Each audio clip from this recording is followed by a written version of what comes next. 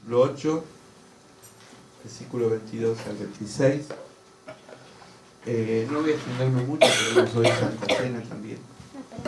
Así que vamos a compartir.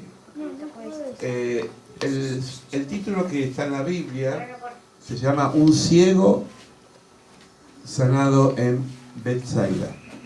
Un ciego sanado en Betsaida. Vamos a ver la palabra en su totalidad y después vamos a tratar de compartirla.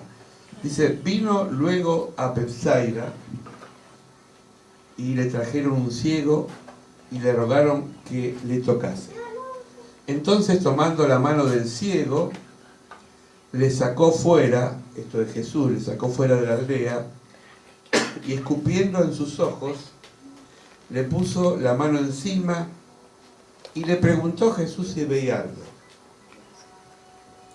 Él, mirando, dijo, veo los hombres como árboles, pero los veo que andan. Luego le puso otra vez las manos sobre los ojos y le hizo que mirase y fue restablecido y vio de lejos claramente a todos. Y lo envió a su casa diciendo, no entres en la aldea ni digas a nadie en la aldea. Es decir, lo que has recibido, guárdalo. Más o menos. Voy a explicar un poquito. Betsaida significa casa del pescado. Era una pequeña ciudad situada al norte del lago de Tiberíades, a la orilla oriental del Jordán, que no pertenecía políticamente a Galilea. En ella nacieron Felipe, Pedro y su hermano Andrés, 3 de los discípulos de Jesús. El tetrarca Filipo le llamó Julia en honor a la familia imperial de Roma que tenía este apellido. Hoy no quedan restos de esta ciudad. Se supone que los aluviones del río Jordán, al desembocar al lago, sepultaron a la antigua aldea pesquera. Vieron que el agua hace desastre y a través de los siglos fue desgastando esta ciudad. Pero existió, fue una aldea donde 3 de los 12 discípulos vivían acá. Pedro, Felipe y su hermano Andrés. Versículo 23, vamos por partes. Entonces, tomando la mano del ciego, le sacó fuera de la aldea y escupiendo en sus ojos le puso las manos encima y le preguntó si veía algo. Hay 4 puntos que quería señalar. El primero, lo sacó fuera de la aldea. A veces hay ambientes que no nos ayudan. Hay personas que son mal influyentes y hay lugares de muerte. Y a veces para recibir la sanidad o para recibir el toque de Dios necesitamos salir de ciertos ambientes. Hay un pasaje paralelo que los voy a explicar, que ustedes seguramente lo conocen, cuando Jesús resucita a la hija de Jairo. Jairo era un funcionario religioso, muy conocido y respetado, dice la palabra. Cuando murió la hija, sacó afuera a todas las lloronas y a todas las personas negativas que estaban ahí estorbando.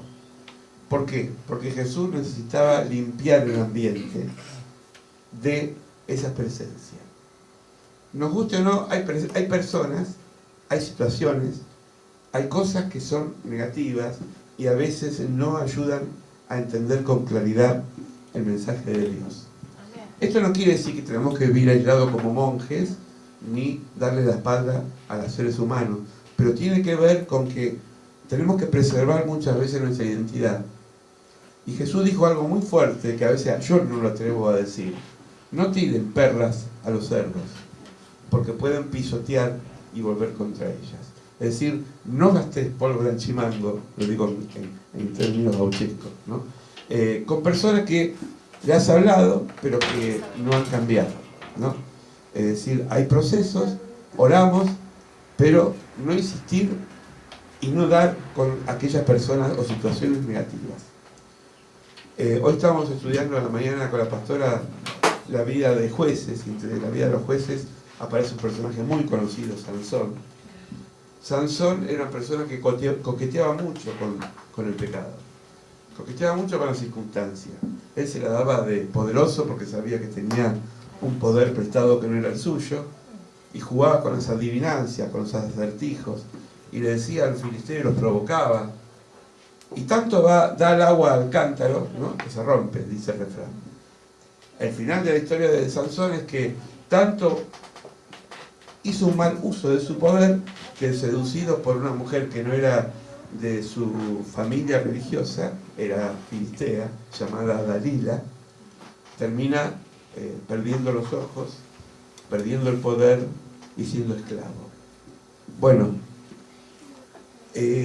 por eso es bueno a veces, tenemos que aprender siempre a tomar distancia de los peligros. Amén. Amén. Amén. Y cuando vamos a un lugar, sería bueno ir de a dos, porque el Señor lo mandó así.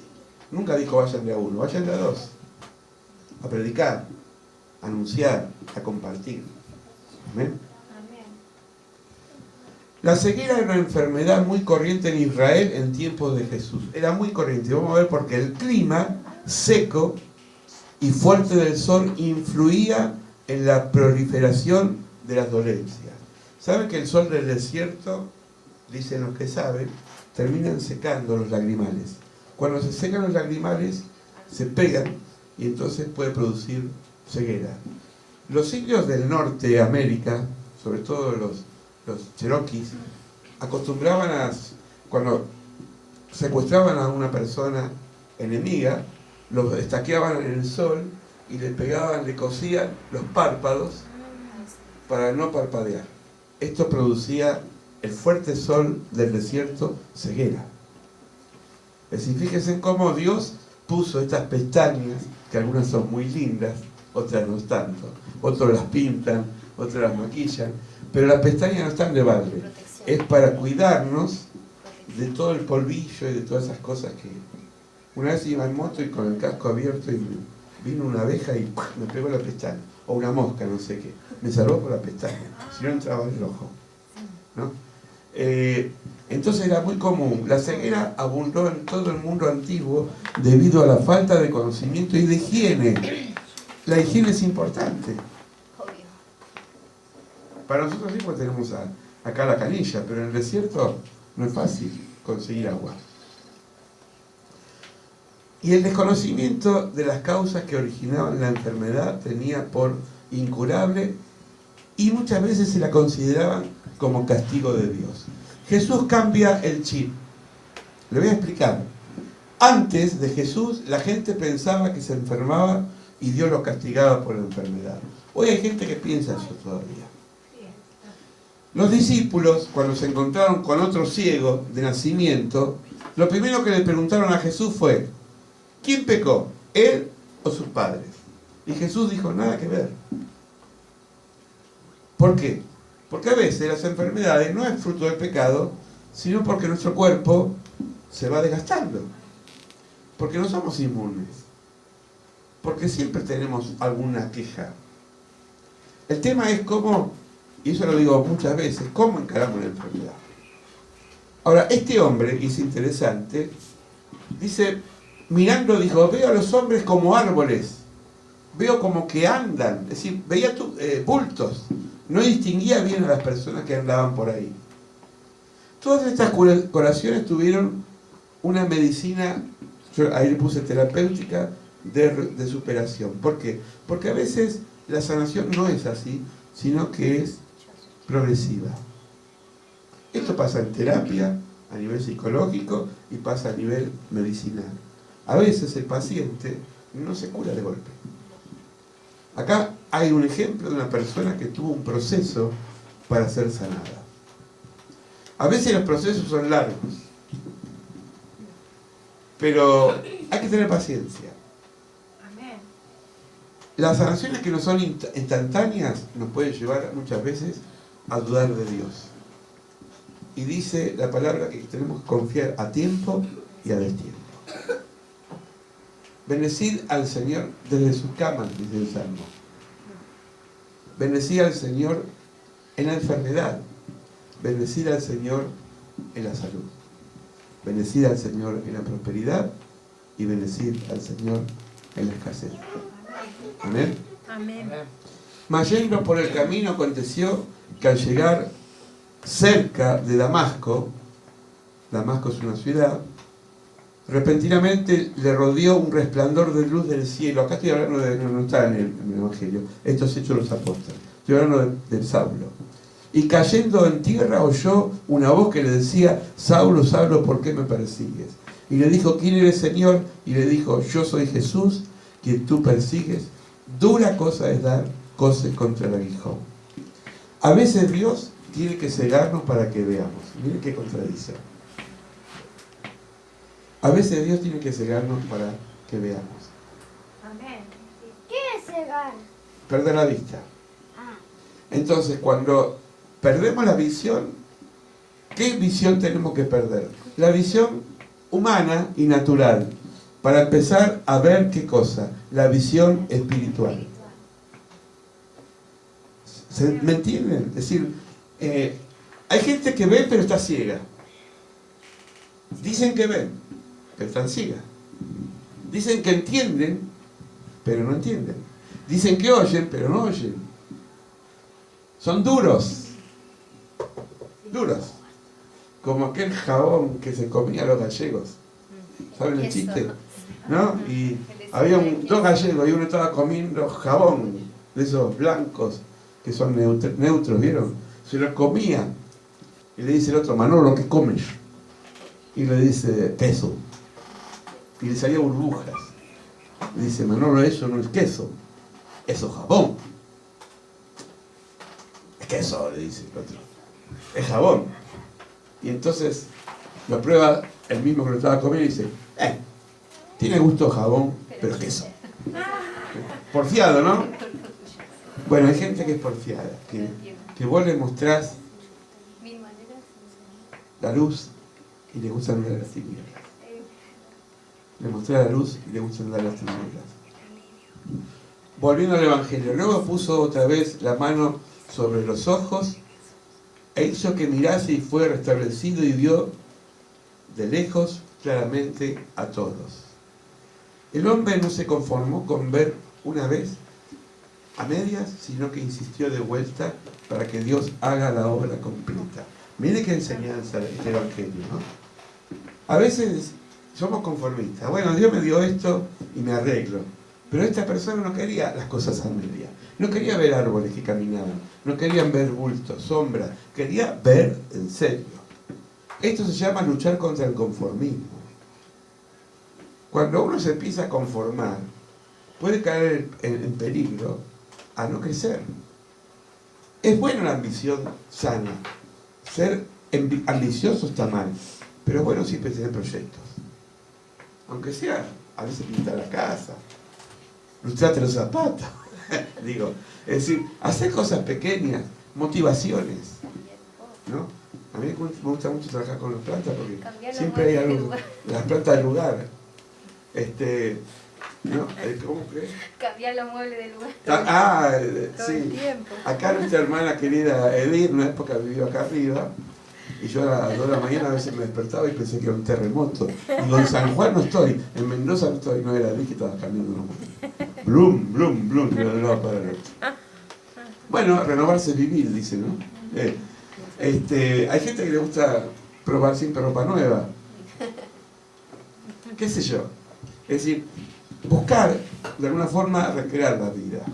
Dicen que lo que uno viste, lo que uno exhibe, es como está su espíritu, ¿no? Pero peor que eso, lo que uno dice es lo que siente su corazón. Y hay gente que es negativa, piensa en negativo y siempre está lucubrando que nada le va a salir bien. Bueno, esas personas lamentablemente no entran en la visión del reino de Dios. Este hombre era ciego y no le importó quedarse con media vista. Quiso tener una bella vista, una vista total, plena. Amén. Por último, Lo envió a su casa diciendo, no entres, esto le dijo Jesús, lo que está en rojo es palabra de Jesús, no entres en la aldea ni lo digas a nadie en la aldea. Es decir, Jesús quería discreción. Jesús no estaba a favor de esos espectáculos que a veces se muestran en algunas iglesias, que son show, ¿no? Para mostrar el poder de Dios. Jesús quería discreción. ¿Y saben por qué? Varias veces Jesús cuando sanó dijo, no se lo digan a nadie. La gente era tan desbordada del milagro que no aguantaba y de boca en boca hacía marketing. Decía, mira, Jesús me sanó. Y así empezaba. Pero Jesús sabía que la gente, al buscar los milagros en sí mismo, lo que estaban logrando era que aquellas cosas se basen en las añadiduras. ¿Qué dice la palabra en Mateo? Busca primero el reino de Dios y su justicia. ¿Y qué más? Y lo demás vendrá por añadidura. Cuando buscamos la añadidura en sí misma, nos olvidamos de Dios. Cuando buscamos el reino de Dios y nos olvidamos de la añadidura, vienen solitas. Vienen solitas. El problema es cómo se están las expectativas nuestras. Cuando estamos expectantes de las añadiduras, muchas veces fracasamos y nos amargamos. ¿No les ha pasado muchas veces que ustedes no esperaban algo? Como la cama. Cuando menos la esperaban, apareció. Claro, el matrimonio quería una cama y Dios le mandó una cama cuando menos esperaba. Pero Dios tuvo que armar todo, la enfermedad acá de Manuel, que no ir a trabajar ese día, quedarse en la casa, y vino la bendición. Pero cuando vos estás obsesionado por la bendición, peor. Soltate. Dios ya te va a dar el momento justo. Los goles de Boca ya van a venir. Tranquilo. ¿Amén? Muy bien. ¿Qué es un ídolo? Dice el Salmo 115. Los ídolos de ellos, de aquellos, como decía la pastora, de otros, no nosotros, son oro, ¿y qué más? Plata. Obra de mano de hombre. Tienen boca, pero no hablan. Tienen ojos, pero no ven. Orejas tienen, pero no oyen. Tienen narices, pero no huelen. Tienen manos, pero no respiran. No palpan. Tienen pies y no andan. No hablan con sus gargantas. Semejante a ellos son los que hacen cualquier cosa y confían en ellos. ¿Saben qué es un ídolo? A ver, ¿cómo me defino? A ver si aprendieron algo. Voy a poner el reloj. Un ídolo es algo que, o alguien que uno como que lo tiene siempre arriba, como que le da mucha importancia, mucho tiempo. Sí. Yo lo Claro, defino así. es un medio que se convirtió en un fin en sí mismo. Eso es un ídolo, ¿no? Si mi celular es, yo sin él no puedo vivir, se convirtió en un ídolo. ¿Se entiende? Si yo no puedo vivir con ciertas personas, estoy idolatrando a las personas.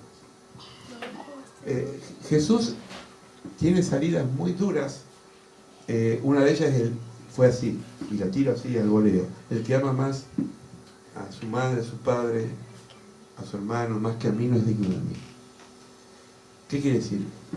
Que Dios está en un lugar superior a las personas, porque las personas cambian. Las personas son hoy, ayer me decía, tuvimos una reunión familiar y me contaba un familiar que su hijo, cuando empieza a trabajar, el patrón es el mejor del mundo. Y los compañeros son los mejores del mundo. Y a los 3 meses terminan siendo los peores del mundo. Pero no es que el patrón cambió, sino que la visión, al principio, como toda persona, lo idolatra y después cuando se da cuenta que esa persona es falible y tiene defectos, ya no es tan importante como antes. Pero esto es tan viejo como el ser humano. Adán y Eva, acuérdense, no como tortolitos que estaban juntos la primera noche de amor, andaban de la mano, bla, bla, bla, bla. Pero dice que cuando entró el pecado, se echaron la culpa mutuamente. Ya Eva no era Eva y Adán no era Adán. No hay que idolatrar a nadie, ni siquiera a un ser humano. Amén. Amén. Solamente Dios. Pero hay gente que tiene mucha idolatría. Idolatría en el dinero, piensan que el dinero es la base de la felicidad. Ricos que tienen fortuna, pero hasta que le agarran una enfermedad terminal como cáncer y se dan cuenta que lo que tienen no sirve para nada. Personas que tienen como ídolo el trabajo. Trabajo, según la norma social establecida, debería ser 8 horas.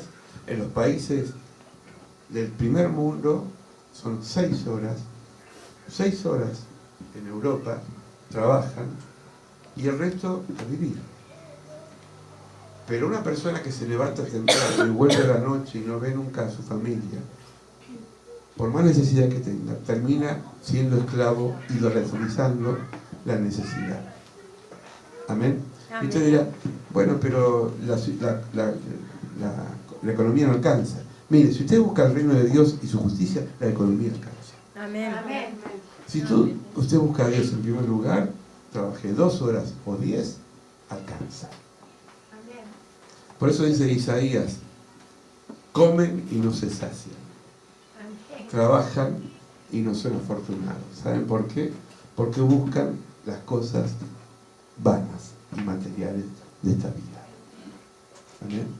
Amén. En cambio, el que disfruta el trabajo, y lo ideal sería trabajar de lo que uno quiere, eso sería lo ideal. Se puede, sí que se puede.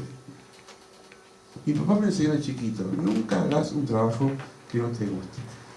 Yo trabajé casi de los 16 años, pero me gustaba mucho la venta, fui vendedor de kiosco de diario, canillita, vendía diario, todos lados, Capital, me encantaba, o después trabajé en negocios.